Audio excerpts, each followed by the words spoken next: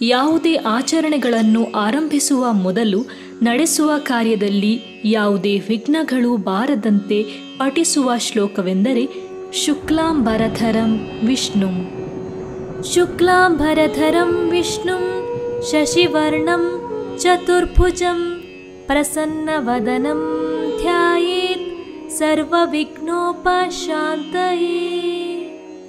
ಇಲ್ಲಿ ಶುಕ್ಲ ಎಂದರೆ ಬಿಳಿ, ಅಂಬರ ಎಂದರೆ ವಸ್ತ್ರ.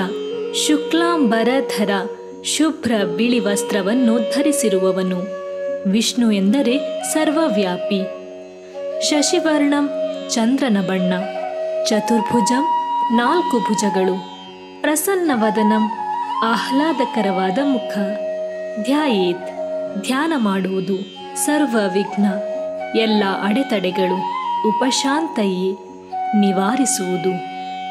ಈ ಶ್ಲೋಕದ ಸಂಪೂರ್ಣ ಅರ್ಥ ಹೀಗಿದೆ: ಯಾರು ಶುಭ್ರ ಶ್ವೇತ ವಸ್ತ್ರಗಳನ್ನು ಧರಿಸಿರುವರೋ, ಯಾರು ಎಲ್ಲೆಡೆ ವ್ಯಾಪಿಸಿರುವರೋ, ಯಾರು ಚಂದ್ರನ ಬಣ್ಣದಲ್ಲಿ ಹೊಳೆಯುತ್ತಿರುವರೋ, ಯಾರಿಗೆ 4 ಭುಜಗಳು ಇರುತ್ತವೆಯೋ, ಯಾರ ಮುಖದಲ್ಲಿ ಆಹ್ಲಾದಕರವಾದ ತೇಜಸ್ಸು ಇರುತ್ತದೆಯೋ ಅವರನ್ನು ನಮ್ಮ ಎಲ್ಲ ಅಡೆತಡೆಗಳನ್ನು ನಿವಾರಿಸಲು ಧ್ಯಾನಿಸೋಣ.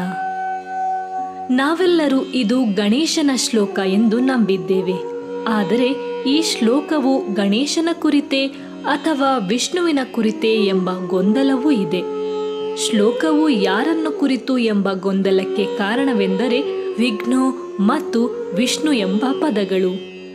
ಕೆಲವರು ಇದು ಗಣೇಶನ ಶ್ಲೋಕ ಎಂದು ಪರಿಗಣಿಸುತ್ತಾರೆ, ಏಕೆಂದರೆ ಗಣೇಶನು ಅಡೆತಡೆಗಳನ್ನು ನಿವಾರಿಸುವವನು ಮತ್ತು ವಿಷ್ಣು ಎನ್ನುವುದು ಇಲ್ಲಿ ಸರ್ವವ್ಯಾಪಕ ಎಂಬ ಅಕ್ಷರಶಃ ಅರ್ಥದಲ್ಲಿ ಬಳಸಲಾಗುತ್ತಿದೆ ಎಂದು ಅವರು ಭಾವಿಸುತ್ತಾರೆ. ಇನ್ನು ಕೆಲವರು ವಿಷ್ಣು ಎಂದಾಗಿ ಇದು ವಿಷ್ಣುವಿನ ಶ್ಲೋಕ ಎಂದು ಭಾವಿಸುತ್ತಾರೆ ಮತ್ತು ವಿಷ್ಣುವಿಗೆ ನಮ್ಮ ಅಡೆತಡೆಗಳನ್ನು ತೊಡೆದು ಹಾಕುವ ಸಾಮರ್ಥ್ಯವಿದೆ ಎಂದು ಅವರು ವಾದಿಸುತ್ತಾರೆ. ಅಲ್ಲದೆ ಮತ್ತೊಂದು ಪ್ರಮುಖವಾದ ಅಂಶವೆಂದರೆ ಈ ಶ್ಲೋಕವು ವಿಷ್ಣು ಸಹಸ್ರನಾಮದಲ್ಲಿ ಕಂಡುಬರುವ ಶ್ಲೋಕವಾಗಿದೆ.